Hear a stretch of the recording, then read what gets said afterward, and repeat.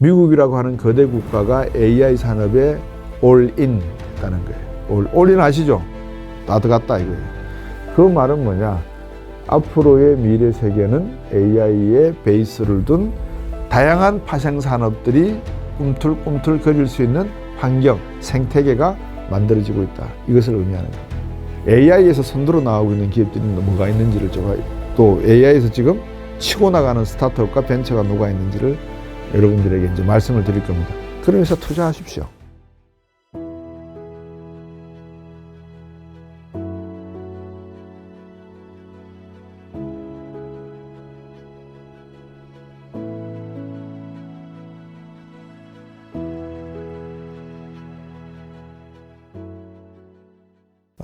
손정희 회장이 소프트뱅크 일본이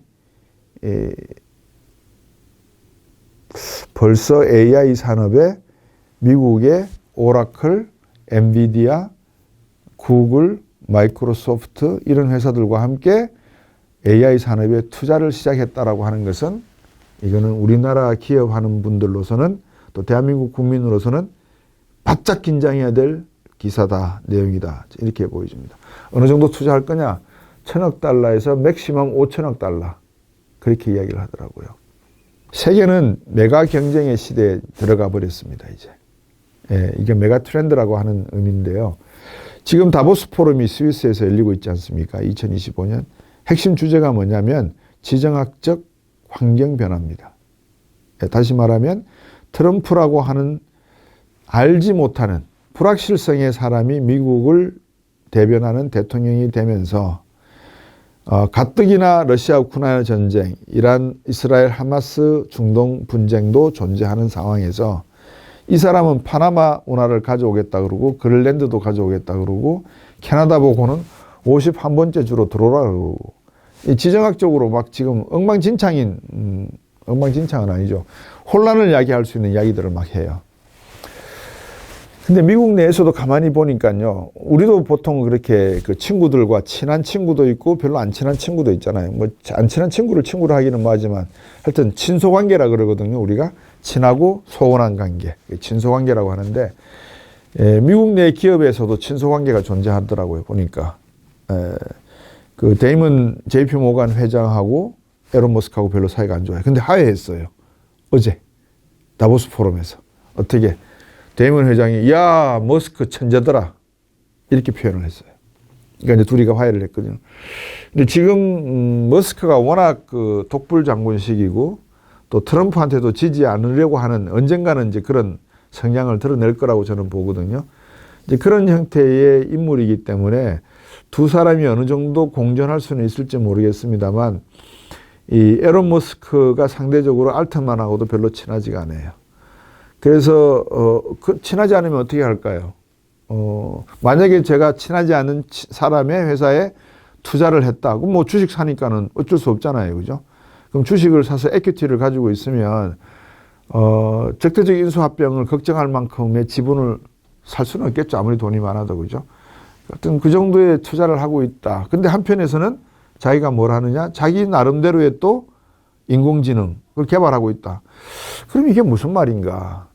이제 이런 고민이 또 빠져요. 그러면 지금 권력의 중심에 들어가 있는 에론 머스크가 유리하지 알트만이 유리하겠는가? 근데 트럼프 대통령은 알트만 회사에 투자하도록 최대 5천억 달러 투자하도록 하겠다.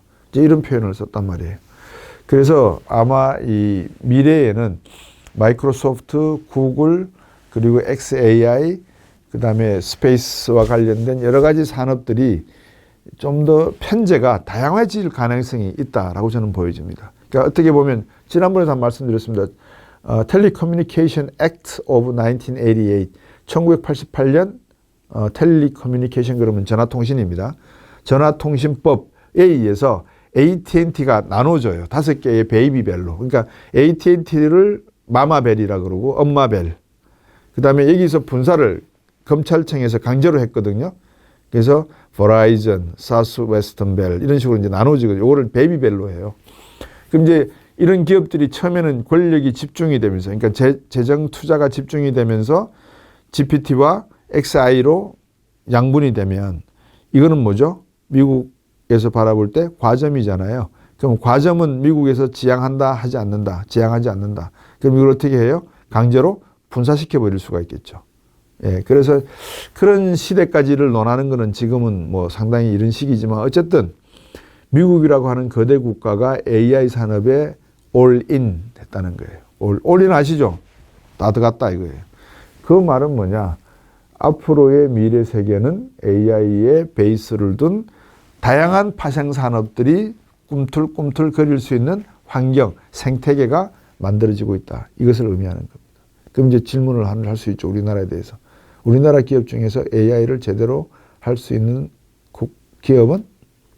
저는 잘 모릅니다. 나중에 이제 제가 교육과정을 통해서 여러분들을 만나게 될 건데 이제 전문가 김기훈 대표라든지 이런 또 백운종 이사 대표라든지 몇 분들을 모셔가지고 AI에서 선두로 나오고 있는 기업들이 뭐가 있는지를 제가 또 AI에서 지금 치고 나가는 스타트업과 벤처가 누가 있는지를 여러분들에게 이제 말씀을 드릴 겁니다. 그러면서 투자하십시오.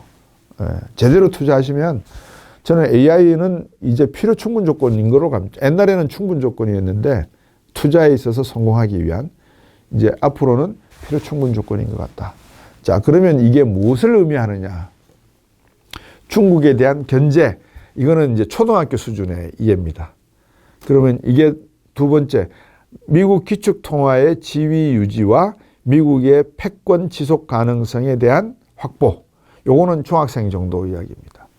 세 번째, 대학생 정도 레벨에서는 어떤 생각을 가질 수 있을까요?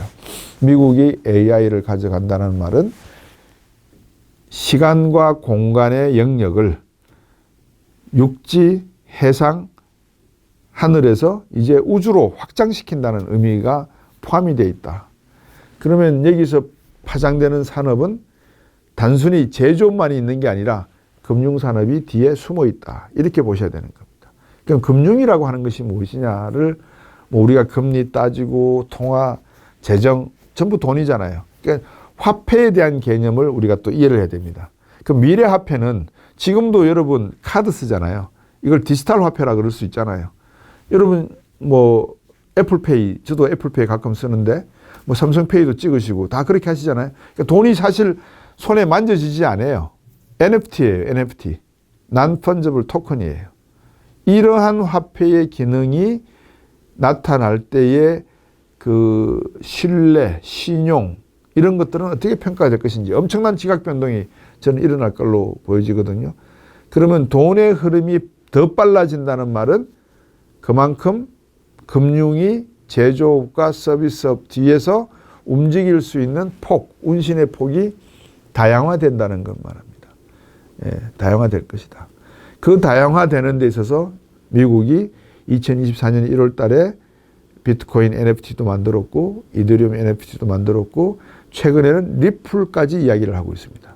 그 이야기는 리플이 알트코인의 한 종류 또는 스테이블 코인의 한 종류로서 어떤 역할을 하게 될지 백운종 이사에게 제가 자세히 여쭤보겠습니다. 그런데 최근에 제가 비트코인하고 이더리움만 이야기했는데 하나를 추가를 시켰어요. 그게 바로 리플입니다. 그러니까 이 리플을 여러분들께서 한번 관심 있게 봐주시면 어떨까 하는 생각이 듭니다.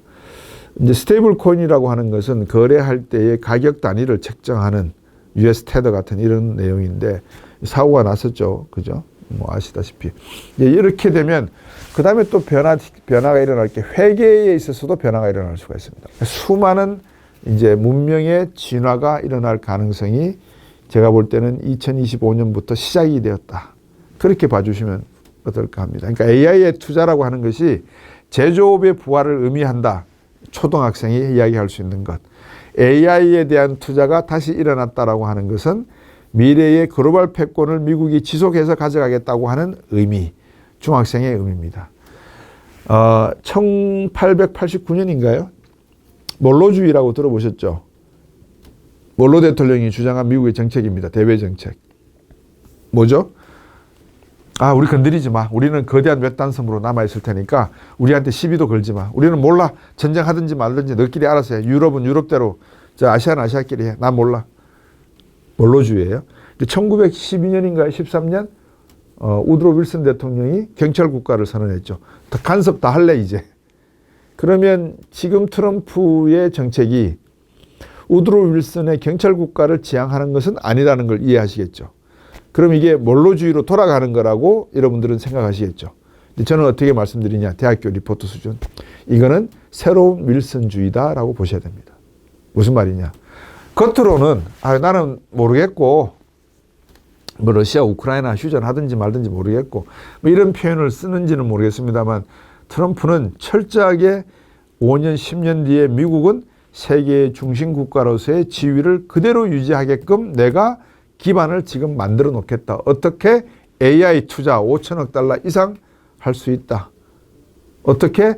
약 달러를 유지를 해서 앞으로 환율을 대한민국 원화를 1달러에 1,460원, 70원에서 다시 1,300원대로 떨어앉히지만 이거는 다 미국의 국익을 위해서 하는 일이다. 또 어떻게? 내가 그린랜드 이야기하고 멕시코 이야기하고 캐나다 이야기하는 것은 내가 추구하는 바가 무엇인지를 너희들로 하여금 알게 하는 것이다. 그게 뭘까요?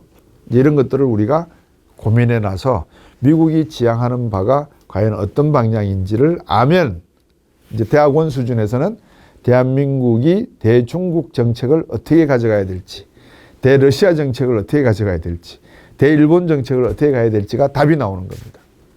그게 이제 우리의 생존에 걸린 문제입니다.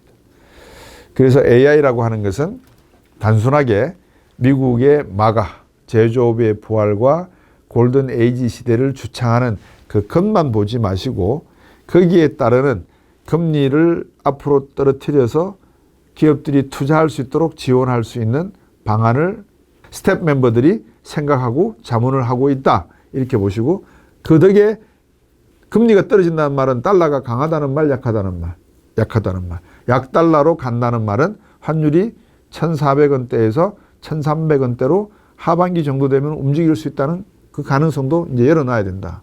그렇게 보셔야 돼요. 지금 벌써 그 바 차트를 보니까 한 1,420원대, 1,430원대 그 밑으로 내려오기 시작을 하는 것 같아요. 선물한입니다. 2026년 6월, 7월까지 지금 나오고 있거든요. 이제 그런 거를 보면 미국의 의도하는 바가 어떤 방향으로 진행이 되고 있는지를 알 수가 있다. 그래서 제조업만이 아니라 그 뒤에는 화폐, 기축통화 이야기도 들어있다. 거기에는 글로벌 패권의 리더로서의 경찰 국가로서의 지위를 유지하겠다는 의미도 들어있다. 군대를 빼겠다, 어떻게 하겠다 그러니까 마치 뭐 미국의 이해관계만 생각하는 사람으로 생각할지 모르나 제가 말씀드렸잖아요. 스텝 멤버들이 조언하는 것을 트럼프 대통령은 잘 연기하고 있을 따름일 수도 있다. 여기에 우리가 좀 더 오랫동안 관찰을 해서 트럼프 정부가 진짜 노리는 게 무엇인지를 제대로 소화해야 된다는 말씀을 제가 오늘 드려야 될 것 같습니다. 빅테크에 대한 내용들이 앞으로 이제 엄청나게 퍼져나올 겁니다. 자동차 내연기관 그러니까 이제 아이고 전기자동차 끝났구나. 천만의 만만의 말씀입니다. 그렇게 생각하시면 안 된다는 거예요. 블라핑 카드라는 말씀을 제가 늘 드리잖아요. 그러니까 트럼프 대통령이 이런 블라핑 카드를 꺼내 놓을 때 거기에 쏘가버리면 경기 지고 일찍 테이블에서 일어나서 나가야 됩니다. 지금 대개 수천만 달러 쌓아놓고 쟁탈전을 벌이고 있는데 트럼프 대통령이 블라핑 카드 몇 장 던졌다고 해서 거기서 올인했다가는 돈 다 잃고 바로 일어나야 된다 이 말씀이에요.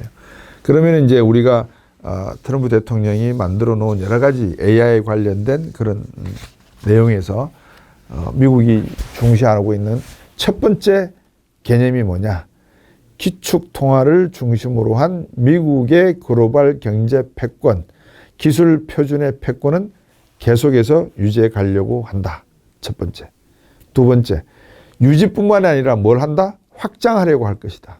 어떻게?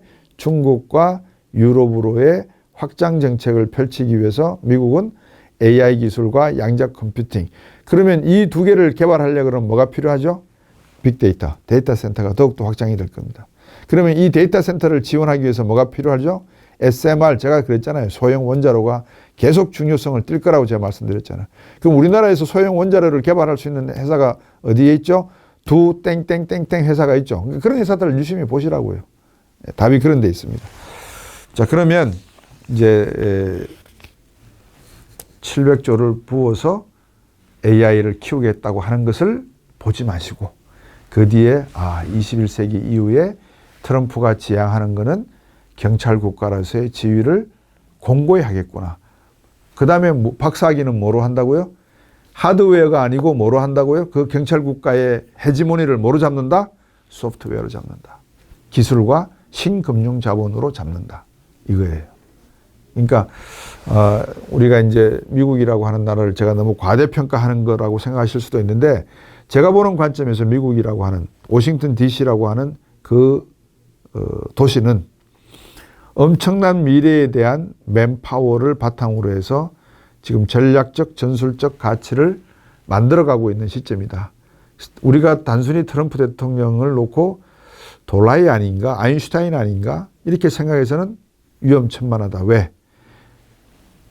카운슬에 내셔널 이코노믹 카운슬, 내셔널 시큐리티 카운슬, 이런 카운슬에 수많은 석학들, 어드바이저들이 존재를 하고, 또 비록 족벌에 의해서 만들어지는 스텝 멤버지만 대통령을 근제에서 보필하는 스텝 멤버들이 나름대로의 기술자들과 능력이 있는 사람들이 존재한다는 점.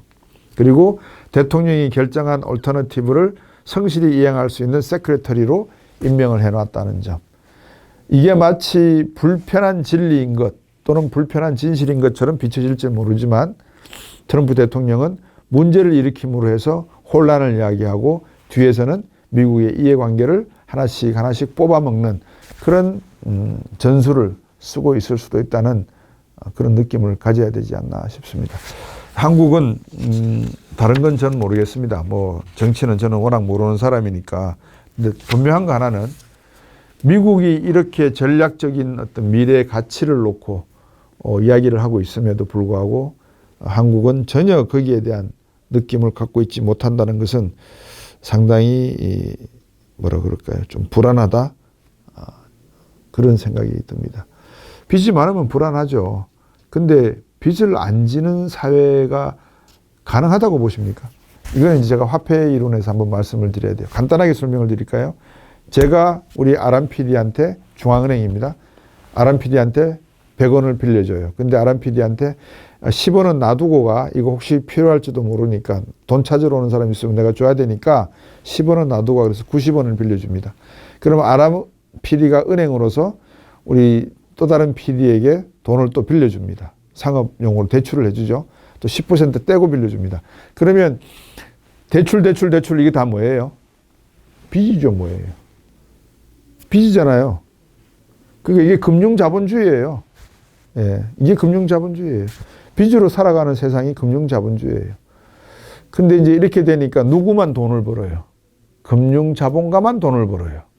은행이 돈 벌잖아요. 골드만삭스, 체이스 맨하탄, 골드만삭스 이번에 수익률 다 몇 % 이상 나왔죠? 20% 이상 다 나왔지 않나요? 2025년 이후의 세계는 불확실성과 미래에 대한 레볼루션 오브 커먼 센스가 서로 맞부딪혀서 어떤 방향으로 갈지는 모르겠으나, 미국은 중심국가로서 자기의 이해관계에 충실하게 자기 나름대로의 전략과 전술을 가지고 하나씩 풀어나가는 과정이다. 그러니 트럼프 대통령의 더블이식, 마초맨식의 허황과 허장과 성세에 매료되지 마시고 겁먹지 마시고 우리나라가 어떻게 가야 될지에 대한 명확한 정의를 내려서 기업가분들도 역시 쓸데없는 춤추러 가는데 파티 초대받았다고 자랑할 게 아니고, 제가 말씀드렸죠. 저도 오바마 대통령 때 취임식 때 초대를 받았는데 로펌 건물 안에 들어가서 그냥 따뜻하게 보일러 틀어놓은 데서 구경했다고요. 시간행진 하시는 거. 그거 대한민국이 뭐 얼마나 대단한 정치인들이라고 간다고 그 취임식장 600명밖에 못 들어갔는데 그거 들여보내겠어요. 그런 식의 쇼하는 거 하지 마세요. 실익이 있는 내용으로 앞으로 정치와 경제, 사회가 이루어져 갔으면 하는 생각이 다시 한번 문득 듭니다. 그래서 오늘은 이렇게 정리를 해드리겠습니다. 첫 번째, 대한민국 빨리 씨 뿌려야 된다. 200조, 300조 고민하지 말자. 두 번째, 트럼프 대통령의 정치 철학, 그리고 여러 가지 행정명령 속에 숨어있는 미국의 2025년 트럼프 정부 2기의 정치 철학은 미국 이해관계의 극대화에 있다. 세 번째, 미국은 그 이해관계 극대화에 있어서 금융산업, 신금융자본주의를 내세우지 않고, 이거는 뒤에 감춘 채 제조업의 부활을 이야기하고 있다. 여기에 쏘으면 안 된다. 그 제조업 부활에 하지만 우리도 빨리 동참해야 된다. 일본의 손정희가 천억 달러를 투자하기로 했다는 것은 우리로서는 정말 반성해야 될, 새롭게 각오를 다져야 될 하나의 동기부여가 될 수 있다. 이렇게 말씀드리고 마치겠습니다.